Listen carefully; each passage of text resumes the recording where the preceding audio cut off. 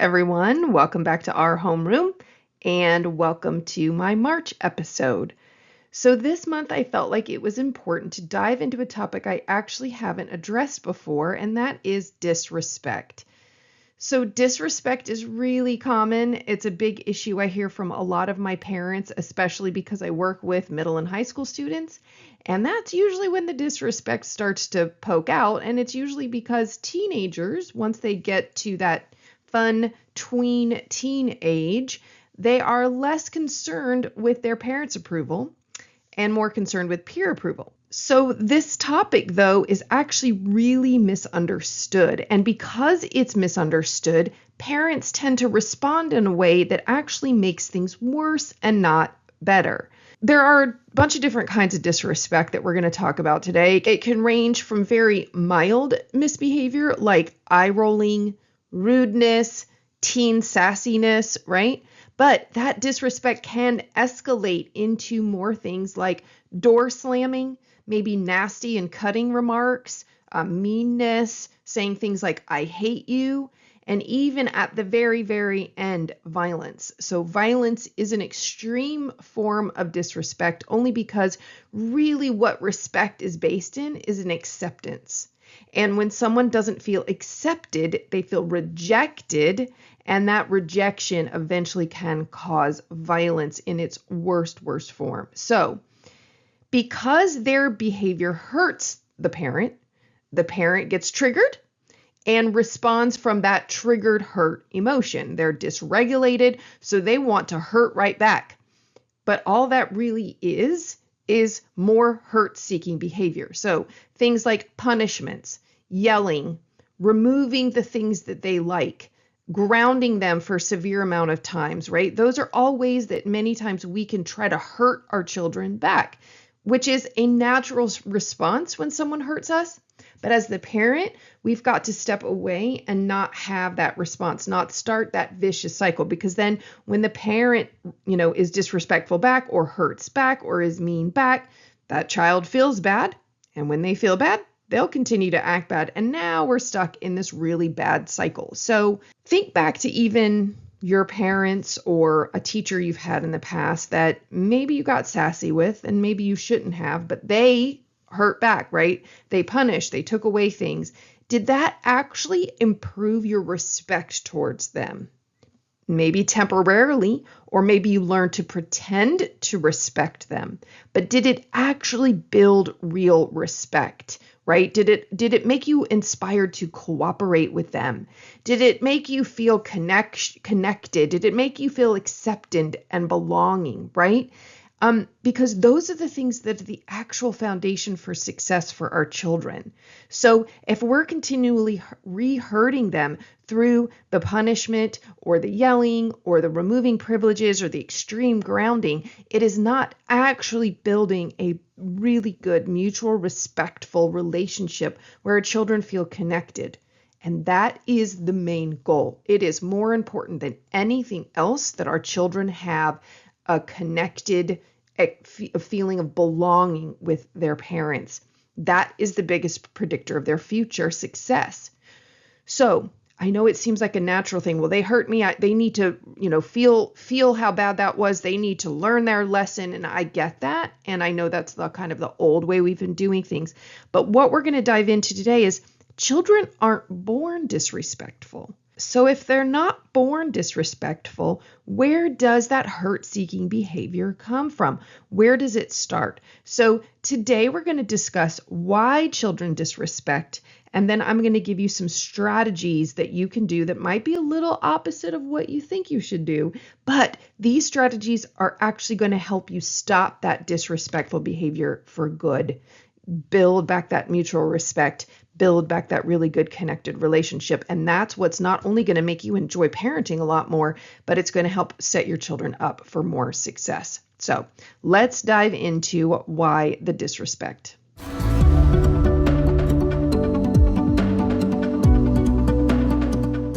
So if children aren't born disrespectful, then where does it start?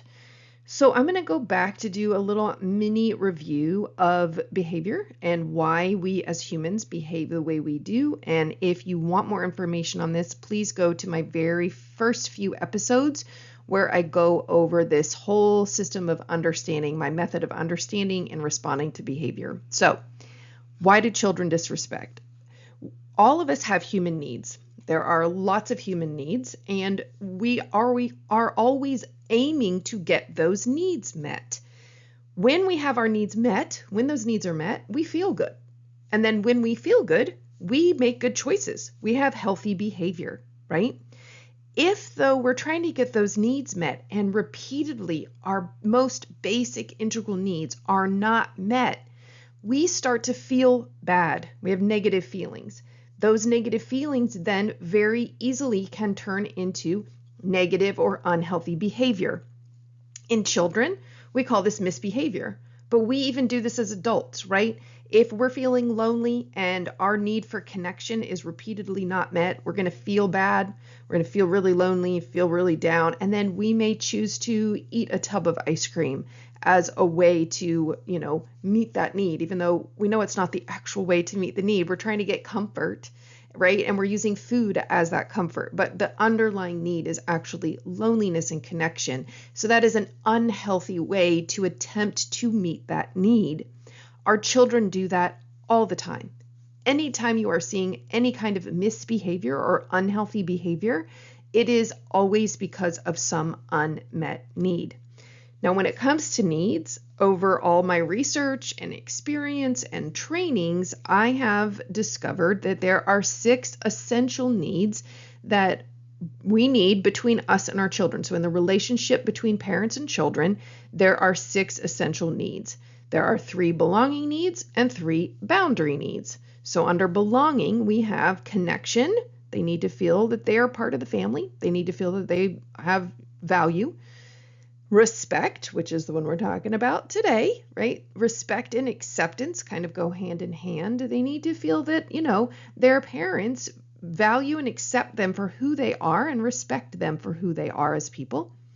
And then we also need encouragement. So our children need to feel encouraged, supported, that we're rooting them on from the sidelines. So those 3 belonging needs are the most important belonging needs. Then we also have 3 boundary needs. A relationship with anyone has to be balanced. It has to have that love and belonging and giving, but it also has to have boundaries for ourselves, right? We're 2 people in a relationship. So our children need boundaries established, clearly communicated, and then they also need them enforced. So you need to be able to enforce those boundaries. But because there are 2 people in that relationship, your children also have boundaries, and so you also must reciprocate their boundaries. So those 6 essential needs, again, are connection, respect, and encouragement on the belonging side, and established boundaries, enforced boundaries, and reciprocated boundaries. Those 6 needs, when met, are going to get rid of all of those misbehaviors, and it's really as simple as that. If your children's needs are met, they're going to feel good. And when they feel good, they're going to have good behavior. So what happens is when our children are born and they start to grow, they start to act in ways that we don't necessarily like, right? So how you respond to that misbehavior can unknowingly make children feel hurt or disrespected, and then they can lose respect for you. And then they start showing that disrespect, and then we're in that cycle, right? So let me give an example. So when our children are born and they're babies, they cry as a way to get their needs met.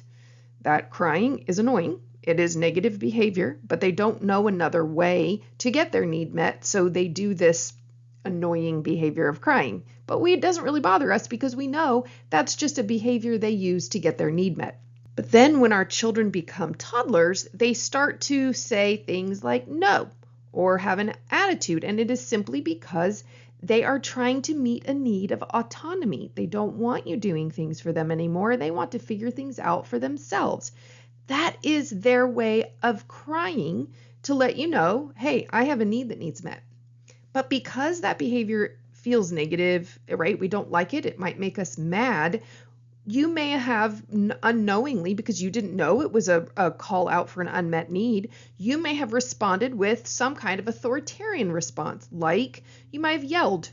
Maybe you disrespected them and got kind of mean, said some mean things. Maybe you punished them. Maybe you told them they were bad, right? And all of those are going to make them feel bad and feel disrespected. So then that causes a feeling of wanting to disrespect back. Or there's the other side of it as well, where you just allow the disrespect, right? That's the permissive response. So the permissive response was just to allow the child to be disrespectful. Either way, after too much of either of those responses, children eventually will lose respect for you. And then as they get older, they start to show it. And that's what we see with a lot of our older children. Again, it's not your fault. You didn't know that all of that time, those misbehaviors were just unmet needs. You didn't know you didn't need to take the behavior personally, but now you do know. And what's perfect about that is that means you're in the driver's seat to stop this cycle. So you have the power to stop it. Now that you know better and you know why your children are showing disrespect, that it really is not a personal thing. It's just somewhere along the line they felt disrespected, and now they're kind of misbehaving back and doing that unhealthy behavior back. And that's all that is. They're letting you know, hey, I don't feel respected by you. And they're showing you that disrespect back like a mirror. What I'm going to do next is go through a few different ways that you may have unknowingly showed disrespect to them, and that could be at the root of why you're seeing disrespectful behavior from your child. So the first one is judging them. Judgment of any person is the first form of rejection. And I've said in past podcasts, rejection is one of the most hurtful experiences we can experience because our biggest need as humans is belonging. We want to feel that we belong and that we are accepted. So when someone rejects us, it is almost as though someone poured hot coffee on our arm. So our brain shows up as though it is severely painful.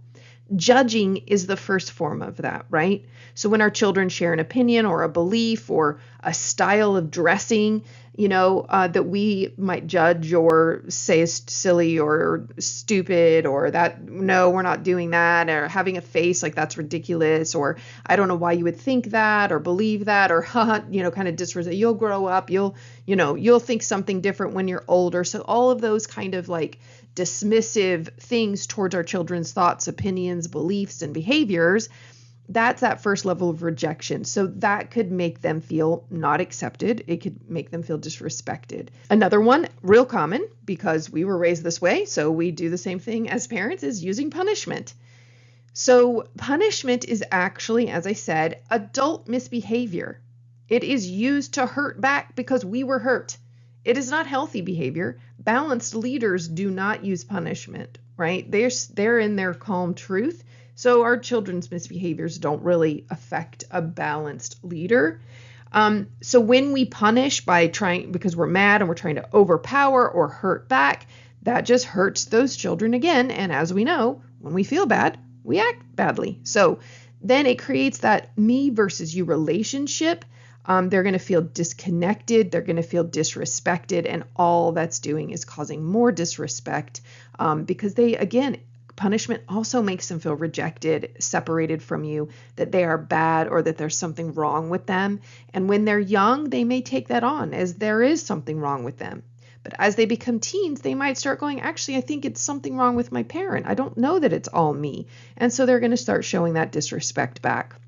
Another one is breaking trust. So if your children don't feel that you trust them, or if they don't feel that they can trust you, that's going to break down that mutually respectful relationship. So if you're sharing secrets, if you're looking through their private information and they don't feel that they can trust you, or if you are micromanaging them or on top of them about everything, it can imply that you don't trust them.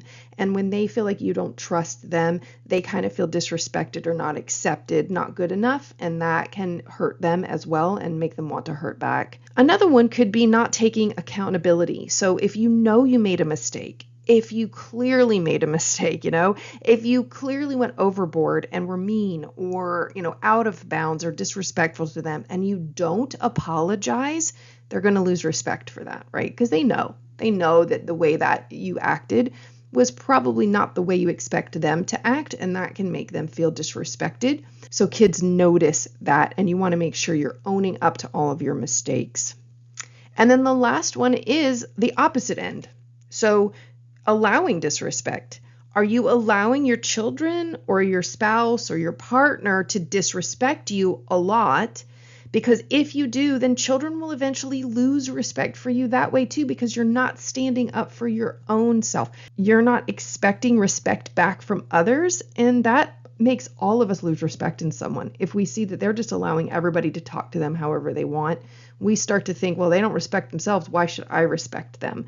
So it's also really important that you don't go the other way and you just continually allow your children to disrespect you. So the key to stopping disrespectful behavior is to build a mutually respectful relationship. That's the only way to stop it. Punishing him is not going to do it. Yelling or just allowing it. All of those just foster more disrespect. So let's get into some strategies you can do to start building back that mutual respect.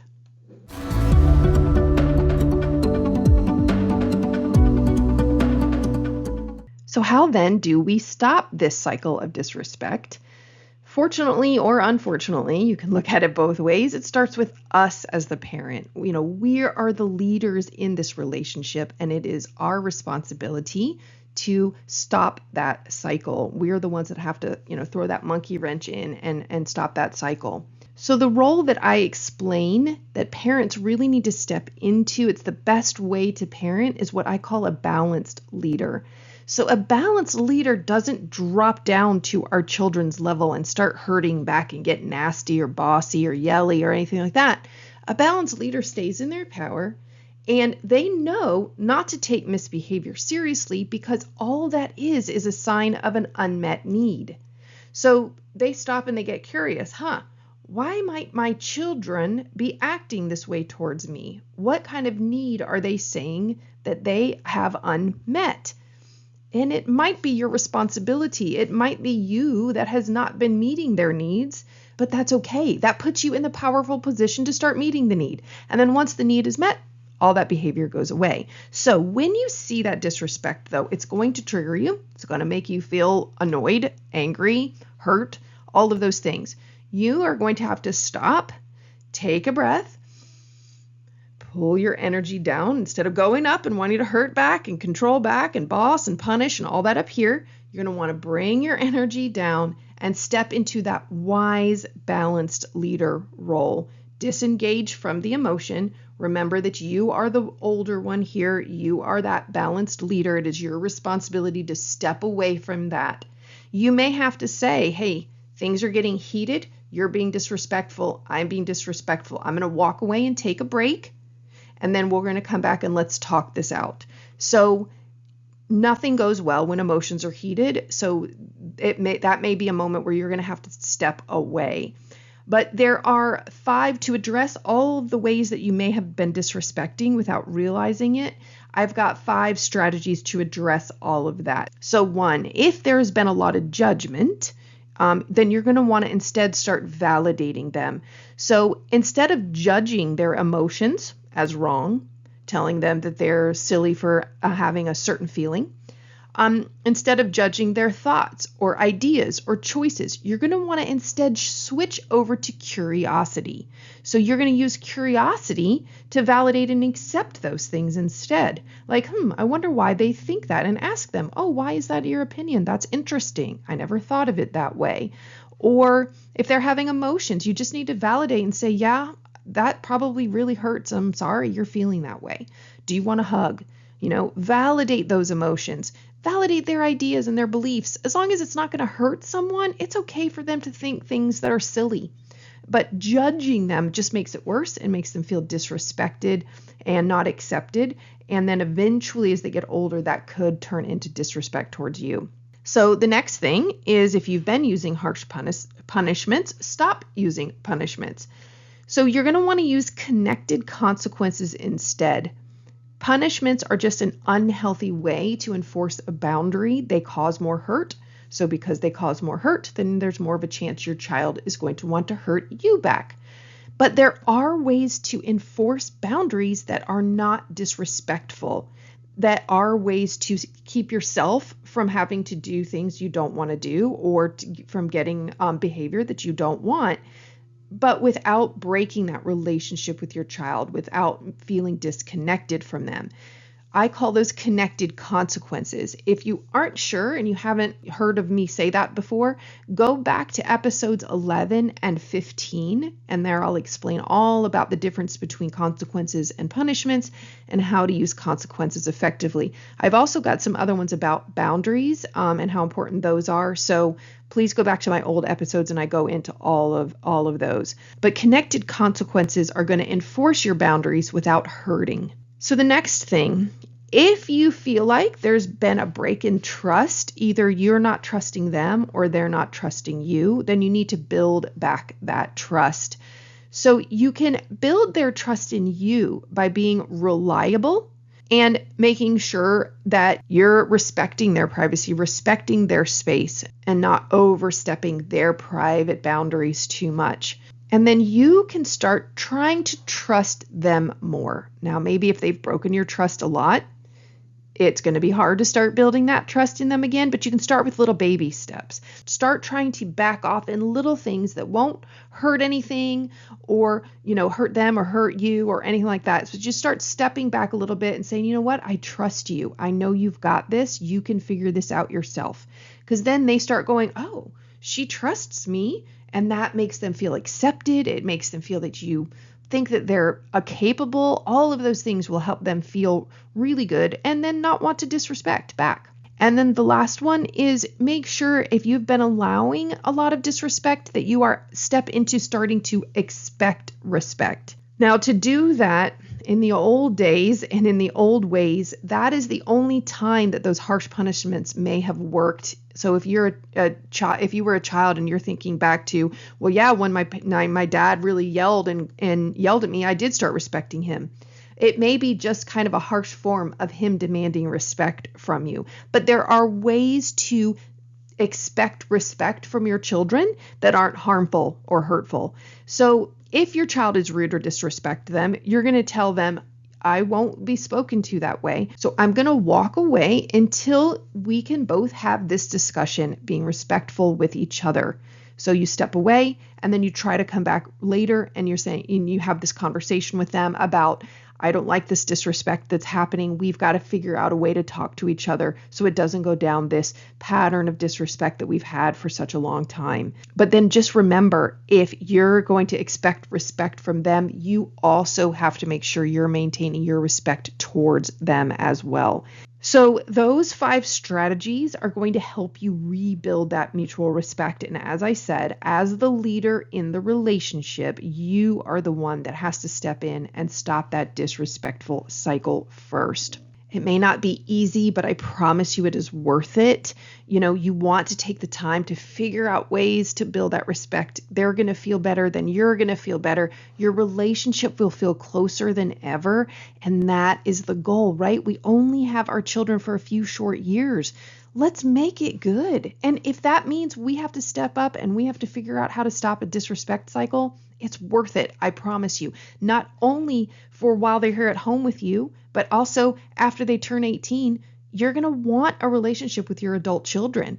And they're going to want to come back to a parent that respects them and that has a mutually respectful relationship with them. So it is very, very important that we establish that respect. We give them that acceptance because that's it. That's for the long term. And that's our main goal, right? I know it's difficult, but you got this. I believe in you. Let's now dive into a little bit of homework that might help you get there.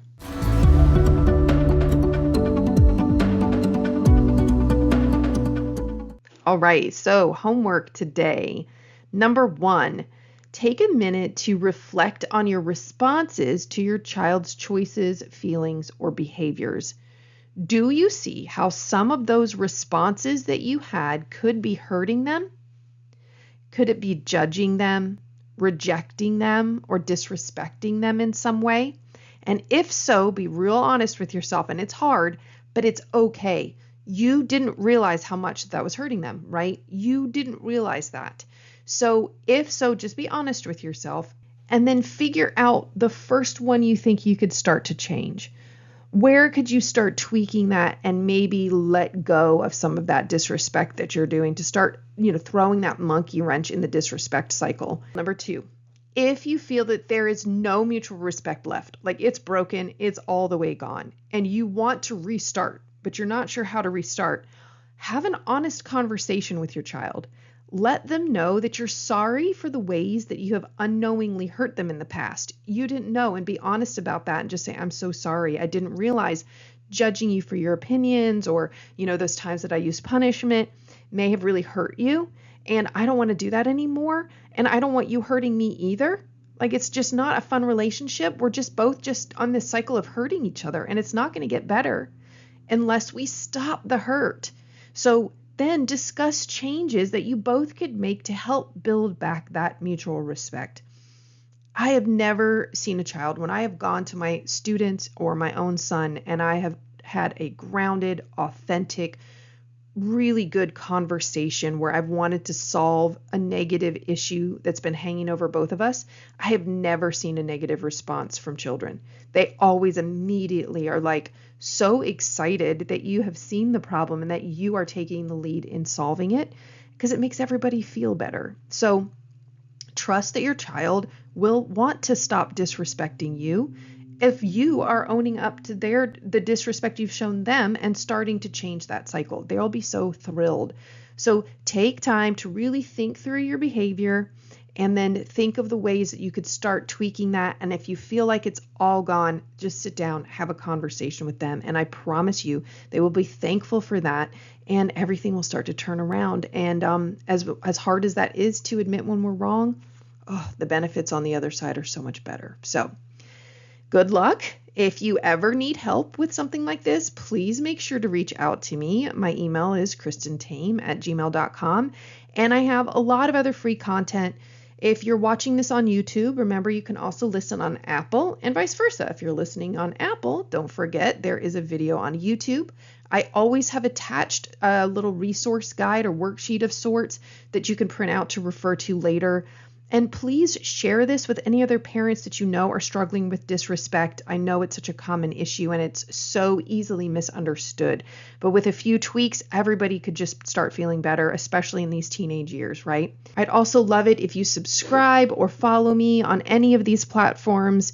It really helps build up my audience. I also would love some reviews. So if you're able to leave some reviews on Apple, I'm also on Google. You can look up my name and leave a review there. I would really appreciate it. So thanks so much. And also some other positive news. I am finishing up my book called The Tame Method, and it's going to be coming out sometime late spring, early summer. So keep a lookout for that. And if you want to be notified of that and other podcasts, if you go to my website, you can, and wait for the pop-up, you can sign up for my newsletter. I send it out once a month, so I'm not overbearing about it. And that keeps you up to date on all of my happenings. So good luck with everything. Please reach out if you need it, and I will see you again in April. Bye, everybody.